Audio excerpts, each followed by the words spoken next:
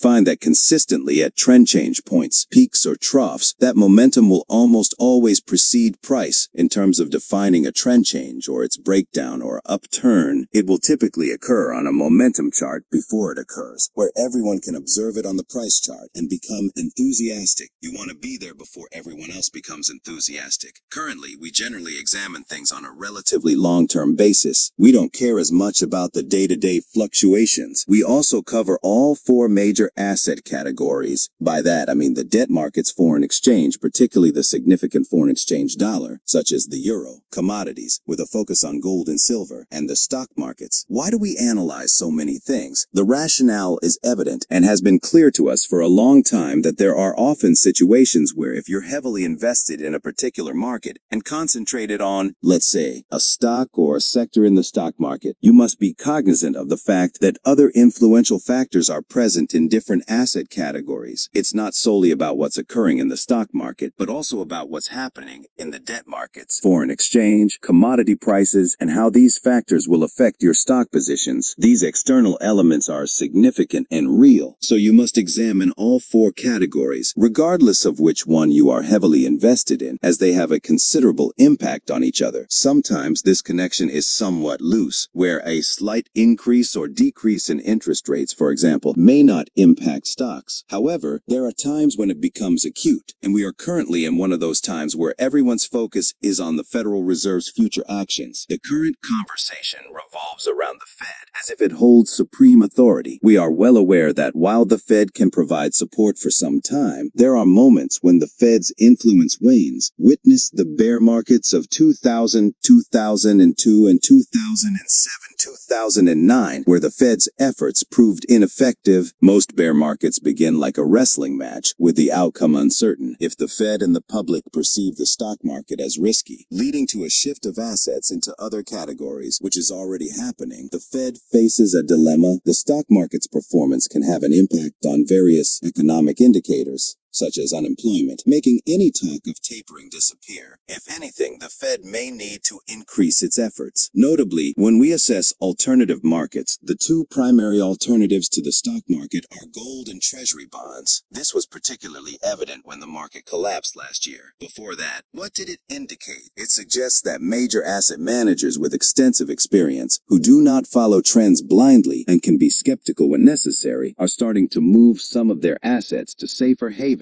Figures like Ray Dalio, who is not a gold enthusiast, have reallocated their assets, albeit to a limited extent, to more secure places. I can observe the evidence in the performance of bonds and gold. This indicates that experienced asset managers are gradually reallocating portions of their assets from one category to another. If the stock market begins to show more pronounced weakness, this trend is likely to intensify. When measuring commodities, one of the best alternative markets to the stock market, especially in recent times, are gold and Treasury bonds. That's not to say that gold and T-bonds are without risk, but in comparison to the stock market, they appear safer. This illustrates the principle that looking at all four asset categories is essential because they influence each other. In 2009, at the low point of the bear market when the S&P 500 had lost half of its value, the stock market was arguably undervalued. We turned significantly bullish at that point, not because we were enthusiastic about stocks, but because the technical indicators pointed to a major low. The river flow that the Fed had been creating but hadn't yet redirected during the bear market came into play. People began investing in various assets, including the stock market and gold. For several years, gold outperformed the stock market. However, around 2011, gold's performance diverged from the stock market, which continued to rise while gold began its descent. The Fed's monetary policy had worked at that point because the market had been cut in half, leading to reduced perceived risk and greater potential rewards. Now, after more than a decade of stock market gains, investors are faced with an extended bull market that has been continuously supported by accommodative monetary policies. The question is whether investors and asset managers will believe that this upward trajectory will last indefinitely, or if they will remember that the Fed's influence has limits, as exemplified by the bear markets in 2000, 2002, and 2007, 2009. We believe we are at that point now. And if the stock market begins to decline, the Fed's efforts to create a flow of money may not have the intended effect. Money is likely to flow into other asset categories, primarily gold and silver. Some may also flow back into Bitcoin, but that market will take time to rebuild. Commodities, which currently appear to be in a temporary upside trend, may be one of the first beneficiaries. Most commodities experienced a synchronized upturn, driven not by specific factors in each market, but by the overarching monetary policy. If the stock market shows signs of weakness, it could pose a threat to the continuity of the current monetary policy. We believe that this new trend in various asset categories will not be gradual, but rather compressed due to the underlying nature of the monetary policy. Gold, which has experienced incremental gains in the past, may exhibit a different pattern. While it previously had sporadic $100 bursts followed by pullbacks, it might show a more pronounced and rapid ascent this time. The coming year and a half are expected to be intriguing, with significant movements in many asset classes. However, it is advisable not to become overly enthusiastic about long positions until the market enters a phase of rapid ascent. This time, we do not anticipate a stock market crash. Instead, we expect a typical bear market. Conversely, alternative markets are likely to rise. We anticipate a crisis that will cast doubt on the efficacy of central banks, including the Fed, and might even lead to discussions among European countries, particularly Germany, regarding the European Central Bank's role. It is possible that people will question the effectiveness of the monetary policy over the past 5 decades and seek alternative approaches to managing currency. We live in a world where former communist countries like China and Russia have adopted currencies backed by gold or non-fiat currencies to some extent, such as Bitcoin, which has a finite supply compared to the limitless potential of the dollar. The next crisis may prompt intellectual debates among academics, economists, and even former Fed officials, raising questions about the current monetary system and its impact on economic stability. It is possible that a new approach to money management will be sought, as the top-down control of currencies may come under scrutiny.